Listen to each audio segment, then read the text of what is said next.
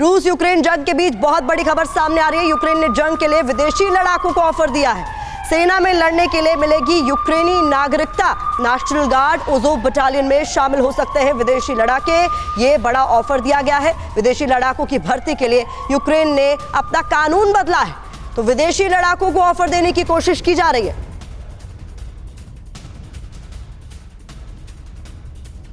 इस बीच बाखमुत पे पस्त होने के बाद बौखला गया है यूक्रेन। डॉनबास में तैनाती और ज्यादा मजबूत करेगा यूक्रेन, ये तय किया गया है। डॉनबास में मास मोबिलाइजेशन की तैयारी में है यूक्रेन।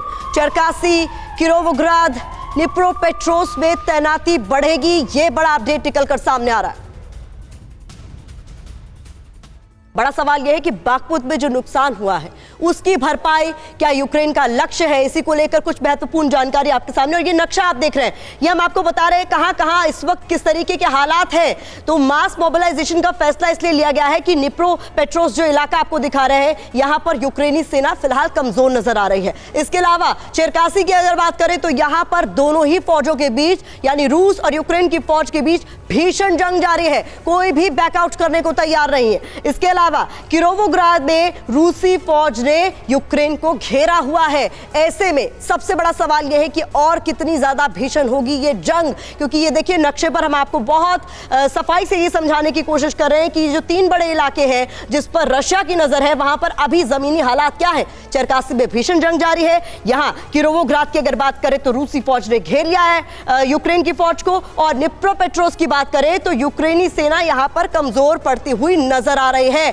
ये आपको समझाने की कोशिश कर रहे हैं। इसके अलावा देखिए अलग अलग पॉइंटर्स के जरिए भी बता रहे हैं हम आपको। डॉनबास में बढ़त के लिए ज़ेलेंस्की ने अब प्लान बनाया है, क्योंकि जिस तरीके की स्थिति ग्राउंड पर बनी हुई है, अब उनके लिए भी प्लान बनाना जरूरी है। सैनिकों की संख्या बड़ी तादाद में बढ़ाने की प्लानिंग है जो ज़ेलेंस्की ने की है या कहें यूक्रेन ने की है। इसके साथ ही संख्या बढ़ाने का जो ये बड़ा प्लान सामने आया, ये कितना काम आएगा ये देखने वाली बात होगी। जंग के लिए घातक हथियारों की खेप पहुंचाई जाएगी, ये भी तय किया गया है। बाखमुत में हार के बाद यूक्रेनी सैनिकों का मनोबल कहीं ना कहीं टूटा है। और हम शुरुआत से ये बात कर रहे हैं सरोज सर कि इतने भीषण जंग में बैटल फटीग जैसी भी एक चीज होती है। आप कब तक आखिरकार अपने सैनिकों को युद्ध में झोंके रहेंगे? नाक का सवाल इसे बनाए रखेंगे, क्योंकि एक पॉइंट तो ऐसा आएगा ना जब ये आपको बताना पड़ेगा कि ये कब तक चलता रहेगा।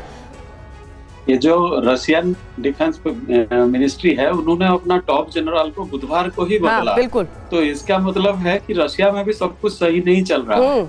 इन्होंने फरवरी में युद्ध ही इसलिए शुरू किया था कि जैसे कि अभी अगस्तीन साहब बता रहे थे कि 2-3 महीने में उनको खत्म करने का, मतलब स्प्रिंग में ही वो खत्म करने का सोच रहे थे। अगले विंटर में जाने का उनका कोई इरादा नहीं था।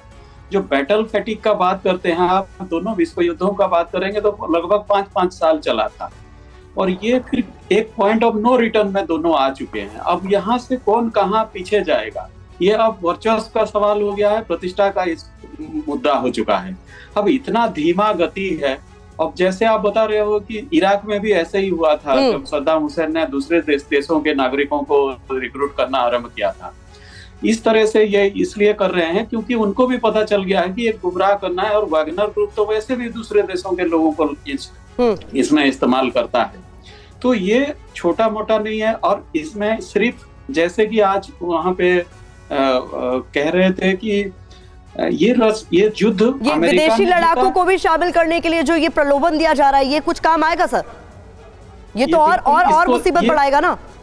ये साइकोलॉजिकल वार है बेसिकली। ये जो उनको जवाब दे रहे हैं, वागनर ग्रुप तो सरकारी युद्ध सैनिक नहीं है, सरकार की तरफ से नहीं है, रशिया की तरफ से नहीं, ये प्राइवेट आर्मी।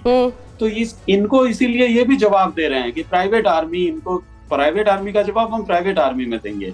अब जैसे सप्लाई लाइन का तो इनके पास कंट्रोल है, जैसे बता रहे हैं। तो अब इसी वजह से वो ग्राउंड में आज लगता है कि कैप्चर हो गया, सोलिडार कैप्चर हो गया, डॉन बास कैप्चर हो गया।